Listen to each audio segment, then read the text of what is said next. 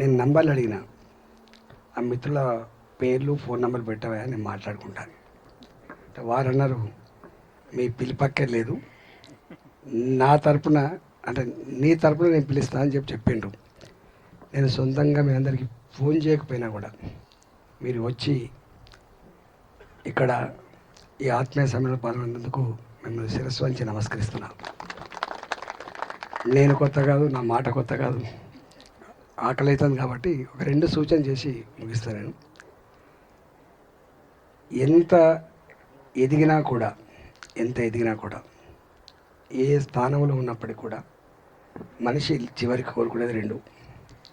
ఒకటేమో మానవ సంబంధాలు వెతుక్కుంటూ ఉంటాడు. ఇప్పుడే ఎందుకు పిలిచినా నేనంటే, అంత రిటైర్డ్ అయిన మూడ్లో ఉన్నారు, రిటైర్డ్ కాబోయే మూడ్లో ఉన్నారు. ఇప్పుడే ఆ పాత సంబంధాలు ఎక్కువ నెమరు వేసుకునే అక్కర ఉన్నది అని చెప్పి భావించాను. ఇవాళ మన పిల్లలు ఎక్కడో అక్కడ సెటిల్ అవుతూ ఉంటారు. నిజంగా ఎంత బాధ అయిద్దంటే ఇప్పుడు తెలుస్తుంది అసలు కథ ఏందో. ఇవాళ అంతిమంగా కొడుకులున్నా కూతుర్లున్నా మళ్ళీ భర్తకి ఏమైనా పట్టించుకునేటువంటి భార్యలు మాత్రమే, భార్యకి ఏమైతే పట్టించుకుంటారో భర్తలు మాత్రమే. అంత గొప్పగా మనసుని మళ్ళీ పట్టించుకునే వాళ్ళు పాత మిత్రులు మాత్రమే పట్టించుకుంటున్నారు. కాబట్టి నేను అంటున్నా, నెక్స్ట్ టైం మీరు ఎప్పుడైనా మీటింగ్ పెట్టుకుంటే కుటుంబాలతో సహా, పిల్లలుంటే పిల్లలతో సహా పాల్గొనే ప్రయత్నం చేయమని చెప్పి కోరుతున్నాను. రెండవది ఏమి కోరుకుంటున్నానంటే, ఇవాళ అందరం మెకానికల్ లైఫ్ అయిపోయింది. ఒకప్పుడేమో ఉమ్మడి కుటుంబాలు ఉండి మనకందరం ఓ 10 మంది 12 మంది జిబుజిబా అని ఉండేది మనం. కానీ వాళ్ళ దురదృష్టం ఏంటంటే, ఒక కొడుకే ఉన్న కొడుకు వేరే దగ్గర బతికే పరిస్థితి వస్తుంది, ఒక కూతురే ఉన్న ఒక కూతురు దగ్గర బతికే పరిస్థితి లేదు. లోన్లీ లైఫ్ అయిపోయింది. మనిషి అనే వాడు సోషల్ ఎనిమల్ అని ఎంత చెప్పినప్పటికి కూడా ఇవాళ అది లేకుండా పోతాను. నేను చాలాసార్లు చెప్తుంటా, పెరిగింది సంపద, కానీ టెక్నాలజీ పెరగచ్చు, సంపద పెరగచ్చు, కానీ మనిషిలో ప్రశాంతత మాత్రం తగ్గిపోతుందని చెప్పి చాలాసార్లు చెప్తుంటాను నేను. ఇలా ఎవరిని కదిలించినా టెన్షన్ ఉంటుంది. The tension which is not individual one, the tension which is prevailed by the society. మానవ సంబంధాలన్నీ కూడా అది చెరిపేస్తూ ఇవాళ మనల్ని ఒక మరమనిషిలాగా తయారు చేసి సంబంధాలంటేనే అవసరాల సంబంధాలనే పరిస్థితి తీసుకొచ్చింది. మానవ సంబంధాలన్నీ పరస్పర అవసరాల సంబంధాలని చెప్తున్న ఈ రోజులలో, మానవ సంబంధాలన్నీ ఆర్థిక సంబంధాలు చెప్తున్నటువంటి ఈ రోజులలో మానవ సంబంధాలే అవి మానవత్వంతో మాత్రమే కూడుకుంటాయనేటువంటి చరిత్రని మళ్ళీ తిరగరాల్సిన అక్కడ ఉండేది. అందుకని అప్పుడప్పుడు ఓల్డ్ ఈజ్ గోల్డ్ అంటాను నేను. ఎందుకంటామంటే ఇవాళ మనిషి ఎంత సంపద సృష్టించబడ్డా, ఎంత గొప్ప గొప్ప మేడల్లో బతుకుతున్నప్పటికీ కూడా మళ్ళీ అంతిమంగా ఆ మెడల్లో ఉన్నవాడికైనా, ఆ సంపద కలిగినవాడికైనా ఎక్కడో టెన్షన్ అయితే వెంటాడుతూ ఉంది. కాబట్టి నేను చాలాసార్లు చెప్తాను, ప్రభుత్వాలకి కేవలం రోడ్లు వేయడమే డెవలప్మెంటు, లేకపోతే ఇది రావడమే డెవలప్మెంట్ కాదు. డెవలప్మెంట్ మనుషులు ఎంత ప్రశాంతంగా జీవించగలుగుతున్నారు ఆ సొసైటీ అనేది గీట్రా అని చెప్పాలి. అది లేదు ఇవాళ మనుషులు మళ్ళీ దాన్ని వెతుక్కోవాల్సినటువంటి అక్కర ఉంటుందని నేను భావిస్తా ఉన్నా. ఇవాళ మిమ్మల్ని ఈ రిటైర్డ్ వాళ్ళందరూ అన్ప్రొడక్టివా, ఎంత పనికిమాలలో అంటారు. నేనంట వాళ్ళే పనికొచ్చుకోవాలని నేనంటాను. ఇవాళ మనిషికి ఎథిక్స్, వాల్యూస్ చెప్పగలిగేటోడు తాత మాత్రమే. ఇళ్ళల్లో గుర్తుపెట్టుకోండి.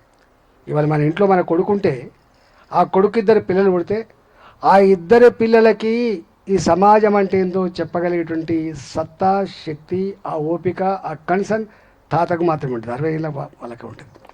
ఇవాళ వాళ్ళు లేరు. అందుకనే ఎందుకంటే మనకు 10 మంది పిల్లలున్నా ఎక్కడోడు అక్కడ ఈత నేర్చుకున్నాడు, ఎక్కడోడు అక్కడ చదువుకున్నాడు, ఎక్కడోడు అక్కడ బాగుపడ్డాడు. ఆనాడు మనిషిని సంపదగా భావించారు. 10 మంది పిల్లలున్న కుటుంబాన్ని ఆస్తిగా భావించింది ఆనాడు సమాజం.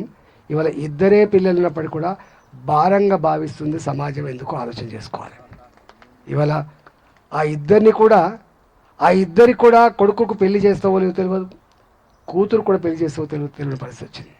ఏమైపోద్దో అనే ఆందోళన ఉంటుంది. ఇవాళ మనం చూస్తున్నాం, సారు కొట్టినా భరించిన మనం, అమ్మ కొట్టినా భరించిన మనం, నాన్న కొట్టినా భరించిన మనం. కానీ ఇవాళ ఒక్క దెబ్బ కొడితే వాడు సూసైడ్ చేసుకుంటా అని చెప్పే పరిస్థితి వచ్చింది. మనం 10వ తరగతి లోపు హైదరాబాదుకు ఇంతకుముందు మనసూర్ రెడ్డి గారు చెప్పినట్టుగా అన్నీ పట్టుకొని వస్తే కూడా బస్సు దాకా వచ్చి మన అమ్మ ఏడ్చి బిడ్డ జాగ్రత్త బిడ్డ అని పోయేటోళ్ళు ఉండేది. కానీ కాలేజీ దాకా మాత్రం రాకపోవు. కానీ ఇవాళ ఇంజనీరింగ్ చదివే పిల్లగాడికైనా, డాక్టర్ చదివే పిల్లగాడికైనా వాడు ఏ రూపంలో ఉన్నా మళ్ళీ నానొచ్చి తల్లి వచ్చి ఆ కాలేజీ దాకా పడగొట్టే పరిస్థితి వచ్చింది. వాడికి మార్కులు వచ్చిండొచ్చు, వాడికి మంచి ఉద్యోగం వస్తుండొచ్చు. కానీ వాడి మానసిక స్థితి మాత్రం ఎదిగిన పరిస్థితి కనపడుతుంది సమాజంలో. ఇవాళ అలాంటి వాటి మీద ప్రభుత్వాలు ఎందుకో దృష్టి సారిస్తలేవు. ఇవాళ మనం చూస్తూ ఉన్నాం, ఎక్కడ చూసినా గంజాయి, ఎక్కడ చూసినా హెరాయిన్, ఎక్కడ చూసినా మాదక ద్రవ్యాలు. మేము బాధ అనిపించే అంశం ఏంటంటే మేమంతా కార్లలో పోతూ ఉంటాం 2:30కు 3:30కు మధ్యాహ్నం. మాకు ఇంకా అప్పటికి భోజనం, మేము తిరగాలని చెప్పి పోతుంటే ఆ చదువుకున్న పిల్లగాళ్ళు ఆ యాప్ చెట్టు కింద కూర్చొని ఎండాకాలంలో సిన్సియర్ల కింద కూర్చొని వాడు మంచిగా బీరు తాగుంటే బాయ్ బాయ్ సార్ అంటాడు. అంటే ఎటువైపు పోయింది ఒకసారి చూడండి.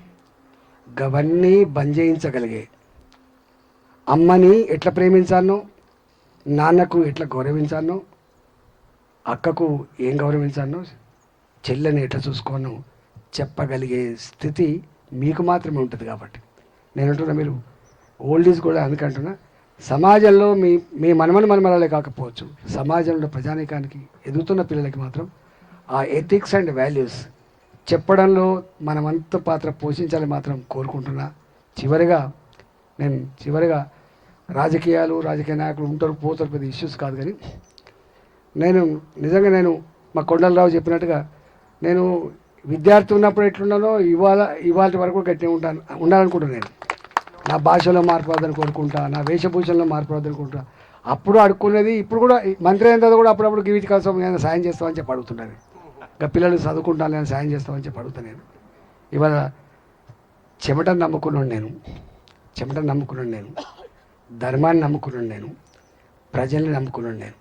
కాబట్టి ఇవాళ ఉంటాయి పోతాయి, ఓటమి గెలుపులు రాజకీయాల్లో ఎప్పుడు ఉంటాయి. అది గెలుపు లేకుండా ఓటమి బాధ్యత తెలియదు. గెలుపు లేకుండా ఇవాళ మనకు ఆ ఓటమి గెలుపు రెండు ఉంటేనే దాని అదేందో తెలుస్తుంది. కాబట్టి నేను కూడా ఏం ఫీల్ కావట్లేదు కానీ కాకపోతే ఒక్కొక్కసారి అనిపిస్తానంటు, అంటే ఎక్కడో గమ్మతుండే. ఒక్కొక్కసారి డ్రామా కంపెనీ కూడా డామినేట్ చేస్తుంది మన మీద, దాన్ని ఛేదించగలిగేటోళ్ళు మళ్ళీ మేధావులు, విద్యార్థులు, యువత ఛేదించే అక్కడ ఉంటుంది. కాబట్టి డెఫినెట్గా నేను మాత్రం ఒక్క హామీ ఇస్తున్నాను, మీకు ఎక్కడ నేను మా హుజురాబాద్లకి ఇప్పుడు అంటున్నారు అన్న, మేము ఎక్కడికి పోయినంత గౌరవం ఉండేది మాకు హుజురాబాద్ పేరు చెప్పుంటే, ఇవాళ తిడుతున్నారు అని చెప్తున్నారు. మా వాళ్ళంతా తిడుతున్నారని చెప్తున్నారు. నేను మీకు మాత్రం ఒక మాట ఇస్తున్నా, మిత్రుడుగా నాలాంటి వాడి పేరు చెప్పుకున్నప్పుడు మీకు ఇంత గౌరవం పెంచే ప్రయత్నం చేస్తా, నా చరిత్ర గట్టి నిలిపే ప్రయత్నం చేస్తా. అరే గాయనట్లని మిత్రుడు అని చెప్పుకునే పరిస్థితి చేయను. నేను చాలాసార్లు చెప్తుంటా నా ఉపన్యాసాలలో, మీరు ప్రజలకి హుజురాబాద్ ప్రతిష్టని గౌరవాన్ని నిలిపే ప్రయత్నం చేస్తా తప్ప మచ్చతేనని చెప్పేది మా హుజురాబాద్కు. అంటే రాజకీయాలు కూడా ఎందుకో మెల్లమెల్లగా సామాన్యులకి సేవ చేసేటువంటి భాగ్యాన్ని దూరం చేస్తున్న విషయాన్ని మనం చూస్తూ ఉన్నాం. ఆత్మగౌరవం వెలగట్టే పరిస్థితి ఎప్పుడు చూసినాం మనం.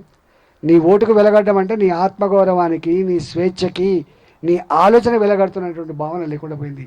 అందుకనే ఇవాల్టి మన కర్తవ్యం, అయ్యో మనకేమైందిలే అనే కాన్సెప్ట్ కాకుండా, మన కళ్ళ ముందున్న ఈ సమాజంలో మనవంతు కూడా కొంత గొప్ప దాన్ని మంచి మార్గంలో పెట్టే ప్రయత్నం చేసేటువంటి అవకాశం మీ చేతులు ఉందని చెప్పి భావిస్తున్నాను. ఇవాళ వారు చెప్పినారు జీవితాంతం కొట్టాడు. జీవితాంతం కొట్టాడాల్సిందే. ఇక్కడ ఒక మన కళ్ళ ముందు ఒక అన్యాయం జరుగుతున్నప్పుడు, ఒక దుర్మార్గం రాజ్యం వెళ్తున్నప్పుడు దానికి వ్యతిరేకంగా తప్పకుండా మనం గొంతు విప్పాల్సిన అక్కడ ఉంటుంది. కాబట్టి అందుకే మనిషిని మాత్రమే అన్నారు, ఎవరికి ఈ అవకాశం లేదు. మానవ జన్మ అత పవిత్రమైందని చెప్పి ఎందుకంటారు, గిందికే అంటారు. అంటే మనిషి ఒకరి గురించి ఆలోచించేవాడు. కాబట్టి మీరు రాబోయే కాలంలో తప్పకుండా 6 నెలలకోసారో 3 నెలలకోసారో పని పెట్టుకొని ఇట్లాంటి సమావేశాలు నిర్వహించాలని చెప్పి కోరుకుంటూ దీని పరిధి ఇంకా విస్తరించి ఇంకా ఎక్కువ మందిని యాడ్ చేసుకొని ముందుకు పోవాలని చెప్పి కోరుకుంటూ నేను పిలవకపోయినప్పటికీ కూడా నా మీద గౌరవంతో మీరు వచ్చిన మీ అందరు కూడా పేరు పేరున అంటే నా వంతుకు అశోక్ పిలిచిండు సుమా